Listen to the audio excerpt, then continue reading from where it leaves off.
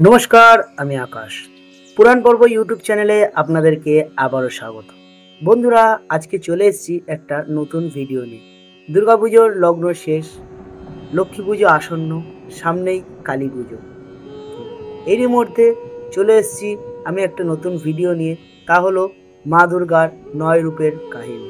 কি তার সেই 9 রূপের বর্ণনা, কেনই বা মা দুর্গা 9 রূপ ধারণ করেছিল, সেই সমস্ত কিছুই থাকবে আজকের এই ভিডিওতে। তো চলুন বন্ধুরা, বেশি দেরি না করে আজকের ভিডিওটা শুরু করি। একটা সময় ছিল যখন দানবদের অত্যাচারে 3 লোক কাঁপছিল। দেবতা থেকে মানুষ কেউ শান্তিতে ছিল না। তখন দেবশক্তির জাগরণ হয় মা দুর্গার 9টি রূপে। প্রতিটি রূপেই আছে এক একটি শিক্ষা, এক একটি অলৌকিক কাহিনী। চলুন বন্ধুরা, তাহলে প্রথম থেকে শুরু করা যাক মা দুর্গার 9 রূপের বর্ণনা। মা দুর্গার প্রথম রূপ, তা হলো শৈলপুত্রী। হিমালয়ের রাজকন্যা পার্বতী ছিলেন সতীর পুনর্জন্ম। সতী নিজের স্বামী শিবের অপমান সইতে না পেরে দেহত্যাগ করেছিলেন। সেই সতী আবার জন্ম নিলেন পাহাড়রাজ হিমালয়ের ঘরে শৈলপুত্রী নামে।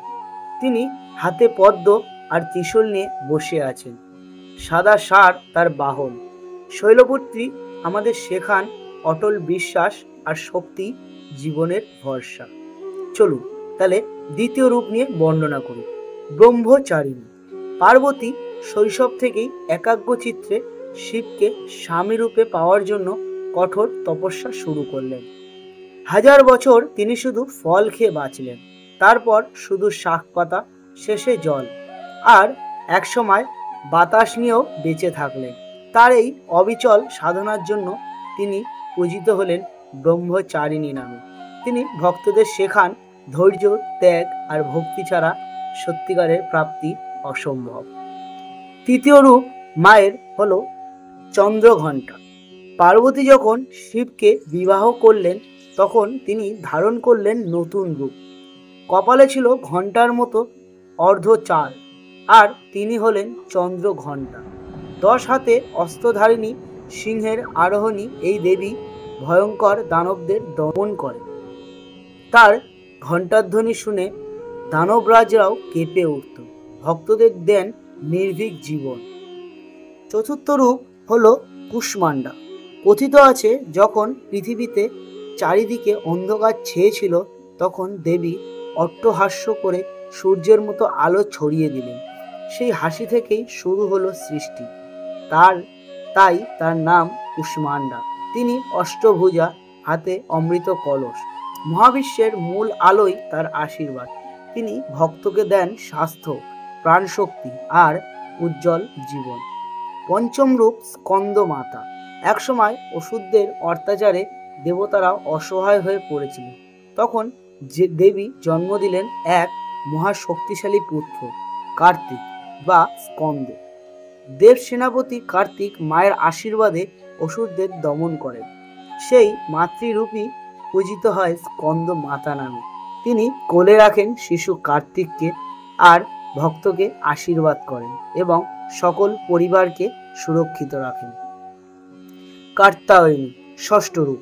দানবরাজ মহিষাসুর দেবতা ও মানুষদের ত্রাণ কেড়ে নিয়েছিলেন। তখন ঋষি কাত্যায়নের তপস্যায় জন্ম নিলেন দেবী কাত্যায়নী। সিংহে আরোহণী, হাতে ত্রিশূল, তরবারি, ধনুক। তিনি মহিষাসুরকে বধ করেন। এই রূপ ভক্তকে শেখায় অন্যায় যতই প্রবল হোক, ন্যায়ের শক্তি শেষ পর্যন্ত জয়ী হবেই। সপ্তম রূপ কালরাত্রি। এটাই মা দুর্গার সবচেয়ে ভয়ঙ্কর রূপ। কৃষ্ণবর্ণা, খোলা কেশ, লাল জিভ, অগ্নিশিখা দৃষ্টি। তাকে দেখে অসুররাও কেঁপে উঠত। কিন্তু ভক্তদের জন্য তিনি হলেন করুণাময়ী।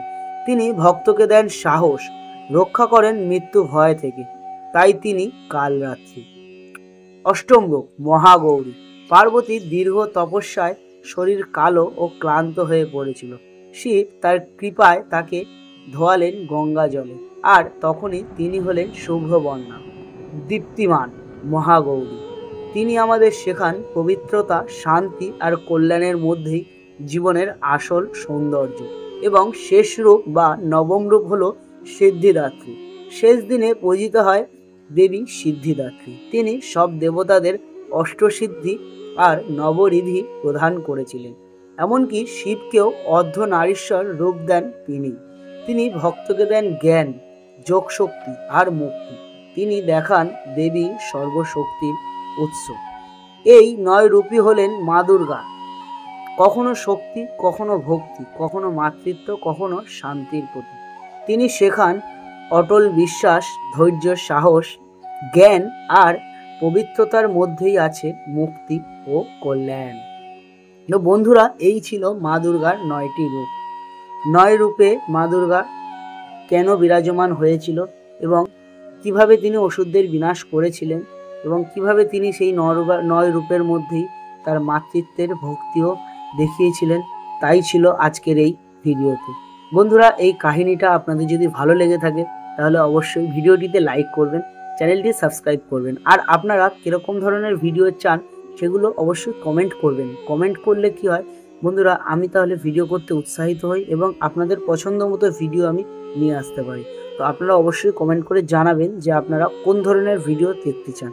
তাহলে বন্ধুরা, ভালো লাগলে লাইক, শেয়ার, সাবস্ক্রাইব করবেন, কমেন্ট অবশ্যই করবেন। দেখা হবে পরের কোনো একটা নতুন ভিডিওতে।